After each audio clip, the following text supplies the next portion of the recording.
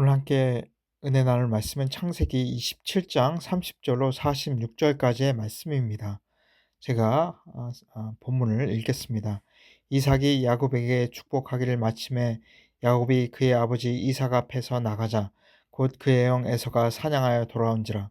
그가 별미를 만들어 아버지에게로 가지고 가서 이르되, 아버지여 일어나서 아들이 사냥한 고기를 잡수시고 마음껏 내게 축복하소서.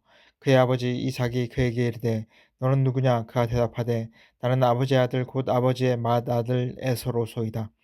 이삭이 심히 크게 떨며 이르되, 그러면 사냥한 고기를 내게 가져온 자가 누구냐? 내가 오기 전에 내가 다 먹고 그를 위하여 축복하였은즉 그가 반드시 복을 받을 것이니라. 에서가 그의 아버지의 말을 듣고 소리질러 슬피 울며 아버지에게 이르되, 내 아버지여 내게 축복하소서. 내게도 그리하소서. 이삭이 이르되, 내 아우가 와서 속여 내 복을 빼앗았도다. 에서가 이르되, 그의 이름을 야곱이라 함이 합당하지 아니하니까. 그가 나를 속임이 이것이 두 번째이니이다. 전에는 나의 장자의 명분을 빼앗고 이제는 내 복을 빼앗았나이다. 또 이르되, 아버지께서 나를 위하여 빌복을 남기지 아니하셨나이까. 이삭이 에서에게 대답하여 이르되, 내가 그를 너희 주로 세우고 그의 모든 형제를 내가 그에게 종으로 주었으며 곡식과 포도주를 그에게 주었으니 내 아들아, 내가 내게 무엇을 할 수 있으랴. 에서가 아버지에게 이르되, 내 아버지여, 아버지가 빌복이 이 하나뿐이리이까. 내 아버지여 내게 축복하소서. 내게도 그리하소서 하고 소리를 높여오니 그 아버지 이삭이 그에게 대답하여 이르되, 내 주소는 땅의 기름짐에서 멀고 내는 하늘 이슬에서 멀 것이며 너는 칼을 믿고 생활하겠고 내 아우를 섬길 것이며 내가 매임을 벗을 때에는 그 멍에를 내 목에서 떨쳐버리라 하였더라. 그의 아버지가 야곱에게 축복한 그 축복으로 말미암아 에서가 야곱을 미워하여 심중에 이르기를, 아버지를 곡할 때가 가까웠은즉 내가 내 아우 야곱을 죽이리라 하였더니, 맏아들 에서의 이 말이 리브가에게 들림에 이에 사람을 보내어 작은 아들 야곱을 불러 그에게 이르되, 내 형 에서가 너를 죽여 그 안을 풀려하니 내 아들아, 내 말을 따라 일어나 하란으로 가서 내 오라버니 라반에게로 피신하여 내 형의 노가 풀리기까지 몇 날 동안 그와 함께 거주하라. 내 형의 분노가 풀려 내가 자기에게 행한 것을 잊어버리거든 내가 곧 사람을 보내어 너를 거기서 불러오리라. 어찌 하루에 너희 둘을 이르랴. 리브가가 이삭에게 이르되, 내가 햇사람의 딸들로 말미암아 내 삶이 싫어졌거늘 야곱이 만일 이 땅의 딸들 곧 그들과 같은 햇사람의 딸들 중에서 아내를 맞이하면 내 삶이 내게 무슨 재미가 있으리까. 오늘 본문은 하나님의 섭리로 말미암아 야곱에 대한 이삭의 장자 축복이 이루어진 직후 그 사실을 알게 된 이삭과 에서가 매우 난감해하는 장면과 이삭이 에서의 요구에 미흡하지만 그에 대해 예언하는 장면, 그리고 에서가 자신의 장자 축복을 야곱에게 빼앗긴 사실로 인해 심히 애통해하며 복수의 칼날을 가는 장면 등을 묘사해 주고 있습니다. 따라서 본문은 인간들이 빚어낸 허물들이 어떠한 결과들을 초래하는지를 잘 보여준다 하겠습니다. 그렇다면 본문에서 얻을 수 있는 영적 교훈들은 무엇이 있을까요? 함께 살펴보겠습니다. 먼저 30절에서 33절을 읽겠습니다. 이삭이 야곱에게 축복하기를 마침에 야곱이 그의 아버지 이삭 앞에서 나가자 곧 그의 형 에서가 사냥하여 돌아온지라. 그가 별미를 만들어 아버지에게로 가지고 가서 이르되, 아버지여 일어나서 아들이 사냥한 고기를 잡수시고 마음껏 내게 축복하소서. 그의 아버지 이삭이 그에게 이르되, 너는 누구냐? 그가 대답하되, 나는 아버지의 아들 곧 아버지의 맏아들 에서로소이다. 이삭이 심히 크게 떨며 이르되, 그러면 사냥한 고기를 내게 가져온 자가 누구냐? 너가 오기 전에 내가 다 먹고 그를 위하여 축복하였으니 그가 반드시 복을 받을 것이니라. 31절에 에서가 아버지여 일어나서 아들이 사냥한 고기를 잡수시고 마음껏 내게 축복하소서라고 이삭에게 말합니다. 여기서 에서가 쓴 일어나다의 원어는 쿰인데, 이 뜻은 바로 이 본문 직전에 야곱이 별미를 가지고 들어가서 아버지를 향해 일어나라고 하면서 급박하게 행동하기를 촉구하는 그 원어 쿰과는 차이가 있습니다. 야곱은 급한 마음에 빨리 아버지가 일어나서 음식을 먹고 축복하기를 바랐지만, 에서는 아버지에 대한 장자로서의 예의와 도리를 결코 잊지 않았던 것입니다. 이런 측면에서 보자면 인간적 견지에서는 에서가 야곱에 비해 마음의 여유가 있으며 더 대범했음을 우리는 알 수 있습니다. 다음으로 33절에 이삭이 심히 크게 떨었다고 기록되어 있습니다. 여기서 떨었다에 해당하는 원어는 아주 심하게, 매우 강하게 떨었다는 의미입니다. 따라서 이 절은 이삭이 몹시 떨면서 주체할 수 없는 매우 큰 두려움에 사로잡혀 있었음을 매우 실감나게 보여줍니다. 하지만 이런 이삭의 두려움은 다른 사람, 즉 야곱에게 잘못 축복을 베풀었다는 생각에서 나온 두려움이 아니라 자칫하면 하나님의 거룩한 뜻, 즉 창세기 25장 33절에 나오는 바 큰 자가 작은 자를 섬기라는 하나님의 그 뜻을 저버리고 에서에게 축복할 뻔하였다는 생각에서 나온 안도의 전율이었습니다. 이런 이삭의 행동을 가리켜 어거스틴은 하나님 앞에서 이토록 경건한 두려움을 가진 이삭이야말로 정령 초인간적인 기품을 가진 위대한 선지자였다고 주석하였습니다. 이제야 이삭은 에서에 대한 편애로 인해 잠시 멀어져 있었던 영적인 눈이 바로 뜨이게 된 것입니다. 그러므로 이삭의 예와 같이 경건하고 신령한 안목을 가져야 한다는 교훈을 얻게 됩니다. 그리고 33절에 이삭은 그가 반드시 복을 받을 것이라고 말합니다. 여기서 복을 받을 것이라의 원어적 의미는 그 복이 앞으로 지속적으로 야곱에게 주어질 것을 시사하고 있습니다. 실로 이삭은 본문을 통해 하나님의 오묘하신 역사를 실감하고 야곱이 축복받은 사실은 인간의 힘으로는 변경할 수 없는 것임을 선언한 것입니다. 다음으로 34절에서 38절까지를 제가 읽겠습니다. 에서가 그의 아버지의 말을 듣고 소리질러 슬피 울며 아버지에게 이르되 내 아버지여 내게 축복하소서 내게도 그리하소서. 이삭이 이르되 내 아우가 와서 속여 내 복을 빼앗았도다. 에서가 이르되 그의 이름을 야곱이라 함이 합당하지 아니하니까 그가 나를 속임이 이것이 두 번째이니이다. 전에는 나의 장자의 명분을 빼앗고 이제는 내 복을 빼앗았나이다. 또 이르되 아버지께서 나를 위하여 빌복을 남기지 아니하셨나이까. 이삭이 에서에게 대답하여 이르되 내가 그를 너희 주로 세우고 그의 모든 형제를 내가 그에게 종으로 주었으며 곡식과 포도주를 그에게 주었으니 내 아들아 내가 너에게 무엇을 할 수 있으라. 에서가 아버지에게 이르되 내 아버지와 아버지가 빌복이 이 하나뿐이리이까. 내 아버지와 내게 축복하소서 내게도 그리하소서 하고 소리를 높여오니 34절을 보면 에서는 야곱이 자신의 축복을 가로챈 사실을 알고 통곡하며 아버지 이삭을 향해 자신에게도 축복해 줄 것을 요구하였습니다. 그러나 이미 때는 지나가고 말았습니다. 이삭은 에서에게 더 이상 축복할 만한 것이 없었습니다. 결국 이삭으로부터 에서는 축복 대신 저주에 가까운 예언을 들었을 뿐입니다. 사실 에서는 장자의 명분을 경홀히 여기고 그것을 팥죽 한 그릇에 판 이후로 충분한 회개의 기회가 있었습니다. 그러나 에서는 결코 회개도 성찰도 하지 않았습니다. 오히려 이방 여인들과 결혼하는 등 더욱 하나님의 뜻과는 거리가 먼 삶을 살았습니다. 그러면서도 그는 장자의 축복이 마땅히 맏아들인 자신에게 돌아올 것처럼 생각했습니다.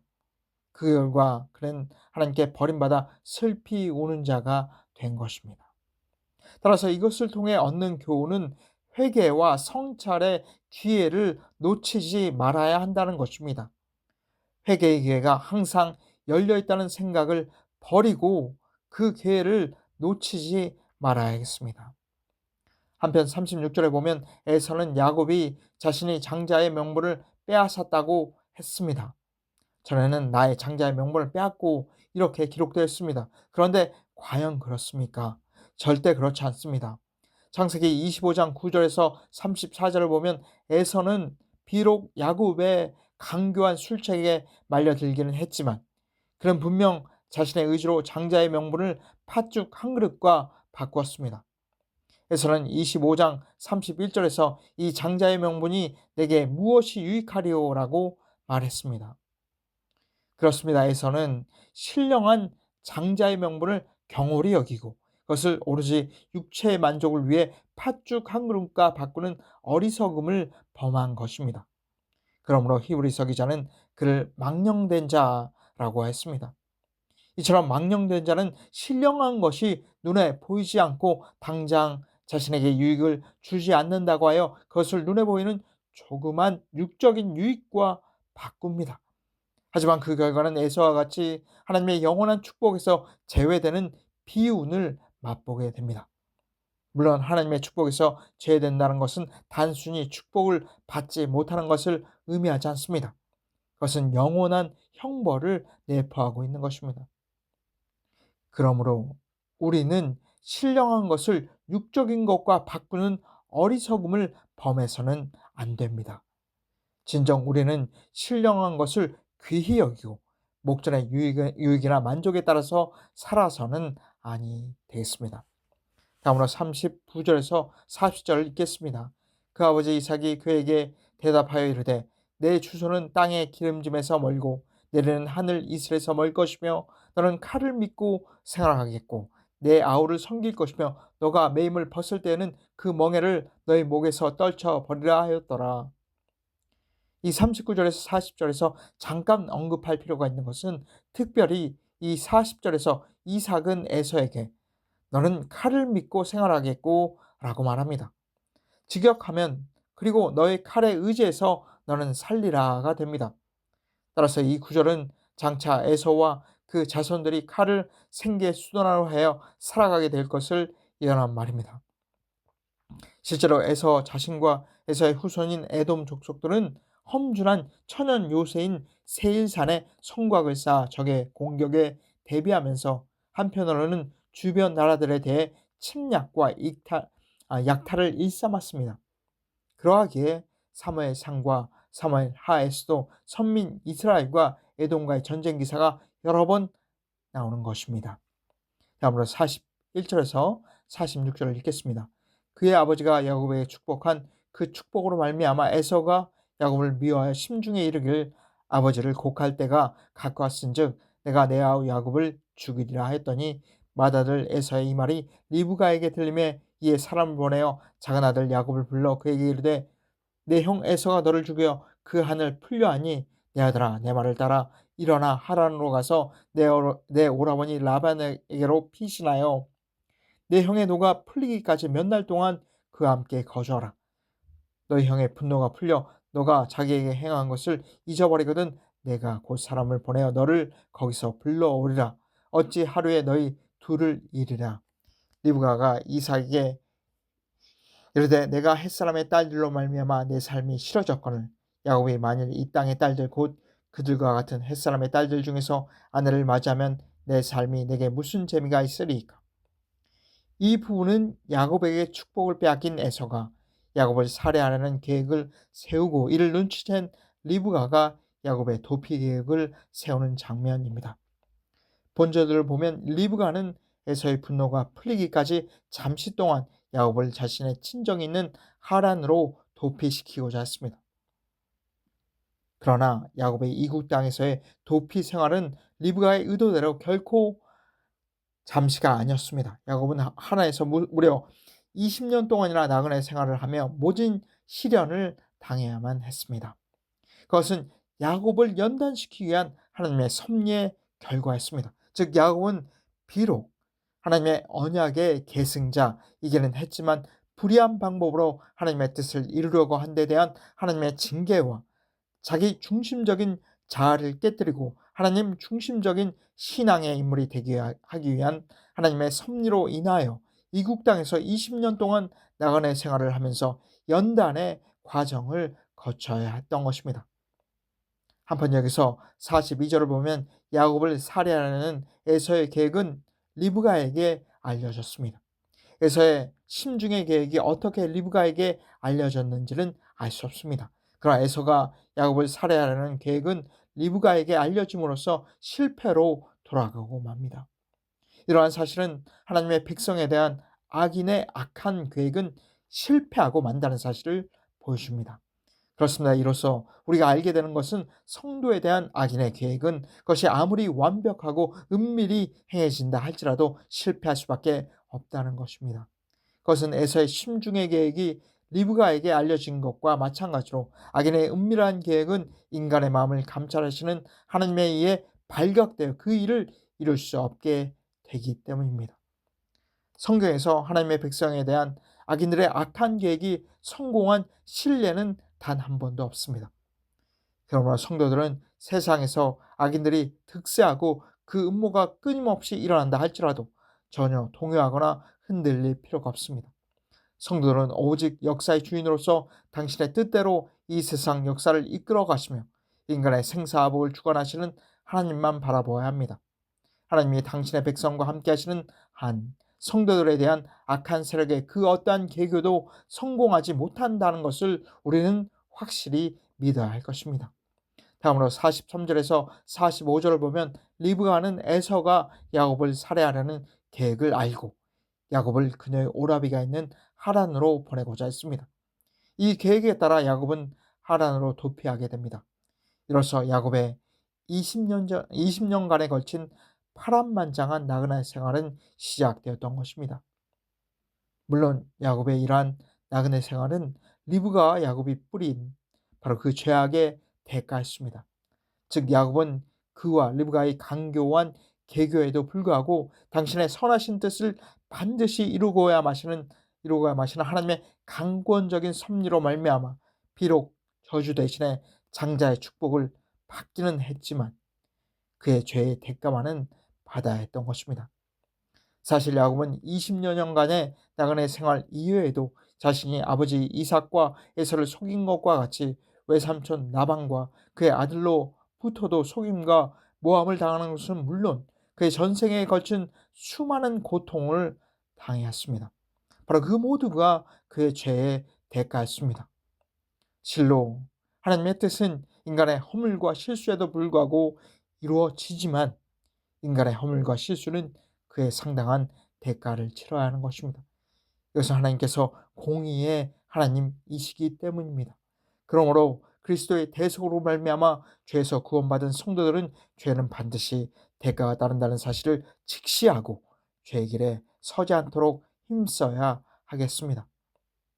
야곱은 비록 하나님의 뜻대로 하나님의 언약의 계승자가 되었으나 하나님의 뜻을 자기 인간적인 방법으로 이루려 했던 까닭에 그의 전생애를 통해 그에 대한 대가를 치러야만 했습니다. 우리 또한 하나님의 뜻을 우리의 생각과 방법으로 이루고자 한다면 하나님 앞에 우리가 두려움으로 설 수밖에 없을 것입니다. 그러므로 우리는 모든 것을 하나님 안에서 하나님의 뜻과 하나님의 방법에 따라 행하도록 힘써야 하겠습니다.